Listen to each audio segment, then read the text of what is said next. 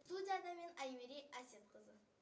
Өскелең ұрпақтың домбыраға деген қызығушылық сезімін оятып, дәстүрлі өнерді ұлықтау, ұлттық құндылықтарымызды насихаттаудағы отбасы рөлінің маңыздылығын көрсетуді мақсат еткен іс-шара жоғарғы деңгейде өтті.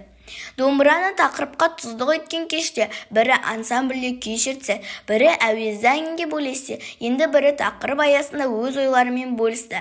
Құрметті қонақтардың қатарында мектебіміздің ардагер ұстаздары, ата-аналары, өнер мектебінің және өзге ұлт өкілдері болды. Шабыт қысқанда ортадан суырылып салып, әу деген кеш қонақтары мәдени шараға ерекше серпіліс берді. Домбыра тарихын терең толғаған кеште ұлтымыздың аспабымен биік белесті бағындырған арнаулы қонақтарымыздың ішінде мектебіміздің түлектері болды. Домбыраның үнімен балаларымды өнерге бауладым. Қазыналы қартымыз Жұмағазы Ақсақал өзінің отбасының өнерге келуін домбыра үнімен байланыстырады. Домбырамен бүкіл әлемді тәрбиелеуге болады. Домбыра әрбір қазақтың төрінде тұру керек. Сондықтан бұл біздің қасиетті мұрамыз, ата-бабамыздан қалған мұра. Бұрынғы ата-бабаларымыз бүкіл мұң зарын, халықтың пікірін, елдің пікірін осы домбырамен жеткізген. Сондықтан домбыраны біз еш уақытта ұмытпауымыз керек. Біз баланы тәрбиелеуде осы ұлттық дәстүрімізді сақтап, әр уақытта да қалдырмауымыз керек. Мына ұлттық дәстүрімізде домбыраның орны өте ерекше. Баланы осы музыкаменен, соның ішінде біздің ұлттық неміз домбырамен тәрбиелеуіміз керек. Әл-Фарабидің сөзі бар: тәрбиесіз берілген білім адамзаттың қас-дұшпаны деп. Сондықтан әуелі бірінші тәрбие жүру керек. Соның ішінде біздің ұлттық дәстүрімізге сай, ұлттық салтымызға сай дәстүрмен үйрету керек. Менің отбасымда негізі өзі 6 балам бар, 2 қыз, 4 ер бала.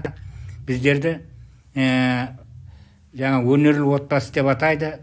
Біздер өнерге қатыстық, жаңа өнерлі отбасы мейрамнесіне де, байқауына да қатысып, жүлделі орындарға ие болдық. Енді менің балдарым бәрі қазір өнерге жақын. Себебі мен әуелден осы домбырамен өлең айтып, домбырамен күй тартып, сол балдарға соны құлағына сіңірдім. Соның нәтижесі шығар, балдарым бәрі өнерге жақын болды. Мысалы, ең үлкен балам, ол Еркін, ол енді осы облыс көлемінде, тіпті республика көлемінде десе де болады, белгілі әуесқой композитор, әрі ақын, әрі әнші, домбыраны өте жақсы тартады. Осы жақында ғана соның осы Қабды ауданында шығармашылық кеші өтті. Оған республиканың белді әншілері келіп қатысып, Еркіннің өлеңдерін айтып, осы көпшілікті тәнті етті. Одан кейінгі қызым Қырмызы да домбыраны тартады, өлең айтады.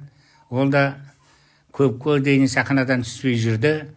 Одан кейінгі балам Ерлан, осы неде музыкаға жақсы, әнді өте жақсы айтады. Мәдениет саласында, мәдениет үйінде режиссер, әнші болып жұмыс жасайды. Енді кенже балам, ең кенже балам Ерболат деген балам, ол енді дипломы бар музыкант. Ақтөбенің пединститутының музыка бөлімін бітірді, кәдімгі дипломды музыкант. Ол әнші, ол қазір уақытта Ақтөбеде тұрады. Ол өзінің жеке дыбыс жазатын студиясы бар, аранжировка дейді ғой. Сол қазір сонымен айналысып жатыр, ол да музыкант. Жалпы қазақ халқында өнер деген ол адамды тәрбиелейді деп айтып отырмын. Сондықтан мен өзі отбасында да, дастархан басында да балдарыма сол өнерді дәріптеуді, ұлттық дәстүрімізді жоғалтпауды немерелеріме үнемі айтып отырам. Мен немерем де әнші Еркебұлан деген. Ол да өте әнді жақсы айтады. Ол енді жоғарғы оқуын бітіріп, қазір жұмыс жасап жүр. Одан кейін немерелерім де әнге жақын. Жалпы музыка әлемді қаталықтан құтқарады дейді. Сондықтан музыка жүрген жерде адам мейірімді болады, адам өмірді жақсы түсінеді. Сондықтан бәріміз де осы өзіміздің ұлттық дәстүрімізбенен, ұлттық салт дәстүрімізді әсіресе музыка, домбыраменен тәрбиелеуіміз керек. Сонда ғана біздерден жақсы өнерлі адамдар шығады, мейірімді адамдар шығады. Баланы тәрбиелеу деген сөз осы осыдан басталу керек деп ойлаймын. Осы дәстүрді біздің отбасымыз түгел жалғастырып келе жатыр. Жанымда жүр жақсы адам. Мектебіміздің ата-анасы Қайырбек Орынбасарұлы, он саусағынан өнер дамған шебер. Оның қолынан шыққан домбыралар бүгінде еліміздің түкпір-түкпірінде аса бағалы аспап. Ендеше бұл қабілетінің сыры мен құпиясын өз аузынан естейік. Осы әскер қатарынан оянып домбыраға деген қызығушылығым, сол жақтан домбыра істегендерді көріп, солардың қасына жүріп, содан әскерлік қызмет әскерден келгеннен кейін, ауылға келгеннен кейін сол қолына ағаш алып, алғашқы домбырамды әскерден келгеннен кейін бастадым. Онда істеген домбырам мына қазіргі мына домбыралардан айырмашылығы, мұнда қалақ құрастырылған. Мен сацельный бүтіндей ағаштан оям, ол енді кішкене мынаған қарағанда қиындау. Бүтін ағашты қазған кезде, енді біз ойбіркі дейміз ғой, қашаудың қисық түрі қашаумен ішін бөлек аламыз. Ішін бөлектеп алып болғаннан кейін сыртын тегістейміз.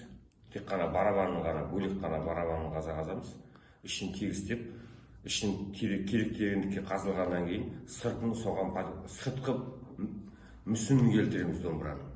Мүсінін келтіріп алғаннан кейін сыртын бәрін тегістеп, ішкі қабатынан қайтадан жаңағы керек жұқалыққа шейін алып барамыз, ішінен қайталап алып. Содан кейін барып, бетін жабамыз. Астына домбыраның шығу шықпау қасиеттігін домбыраға мына асты қатты ағаш болса, мысалға қара ағаштан елкін ағаштан, шырша ағаштан жақпан жақсы шығады домбыраның дауысы. Екі жағы бірдей қатты болуға болмайды ағаштың. Бір жағы қатты, бір жағы жұмсақ болу керек дауыс шығу үшін. Осын мойын ағашы қазылады, ол бөлек қазылады. Мына домбыра менікінің айырмашылығында қолданыс айырмашылығында мына басындағы құлағы менде бірге қазылады. Мыналарда құрастырма, мына жерден құрастырылады, мына асты құрастырылады, 7 қанат, 8-5 болып. Менде тек қана 2 бөлек болып келеді, мына жерден ғана құрастырылады болды. Айырмашылық. Домбыраның сосын қазіргі көпшілігі білмейді, домбыралардың ішінде мына жерде бұлай белдемше бар. Оны көп ойлайды, мынаның бетін сынып кетпеу үшін деп. Ол сынып кетпегендіктен емес, домбыраның негізгі мәнісі мынадан кірген ауа, дауыс дейміз ғой. Дыбыс кірген дыбыс мынаған ұрлатса, былай қарай айналады. Мынаумен айналып былай кеткен кезде тіке шығып кетпеу үшін мына жерде перегородок бар, көлденең. Соған тіреліп барып, мынаған ұрып, мына төменге. Сонда барып шыққанда домбыраның дауысы өзгереді. Мына жерде перегородок болмаса, мынадан кірген дауыс былай келеді де, мынаны жағалап шығып кетеді де, дауысы өзгешілігі. Дауысы өзгешілігі содан. Мына ортадағы перегородок соған қойылады 5 мм. Мен осы уақытқа шейін істеген домбыраларымды бірінші Хабда музейінде тұр. Ояққа сұраныс берілді, сонда істедім. Онда істеген домбырам Жамбылдың домбырасы дейді, 4 қырлы Жамбылдың домбырасын істедім. Музейде тұр. Одан бергерекке бір 20-ның үстінде домбыра істеген шығармын. Енді санын анақты айта алмаймын. Мен домбырамды істеп жатқан кезде сауда салып кетеді ғой, келіп тума туысым бар, жора жолдасым бар, солар атап алып кетеді. Ешқайсысын жаңағыдай бір баға қойып сатқан емеспін. Бұл менің өзім қызығушылығымен содан істегеннен кейін мен бағаламаймын. Бір домбырам әскери жолдастарым бар сол уақыттағы. Сояққа кетті, Оралға кетті, мысалға Алға ауданында да бар бір домбырам. Енді есімде қалған жерлер әлі хабарласып тұратындар. Алматының бір жағына қарай кетті бір домбырам. Оралда деп отырмын, Хабдада да істеген домбыралар бар еді, енді олар қазір уже істен шыққан шығар. Ертеректі басында істеген домбыраларым.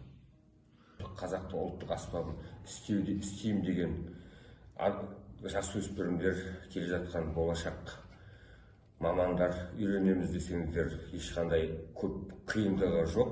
Істеймін деген адам жете алады. Бұл домбыралардың ішіндегі қолданыс телгесін бұл сұранысы жоғары. Сұраныс жоғары болатын себебі бұның өз пішініңді, керек пішінді ой аласыз. Жамбылдың 4 қырлысын шығарсаңыз да, Абайдың домбырасын жасасаңыз да, ол өз қолыңыздың фантазияңызға байланысты істеуге болады. Шараның толық нұсқасын Қобда ТV Instagram желісінен қарай аласыздар. Жағымды жаңалықтарда кездескенше.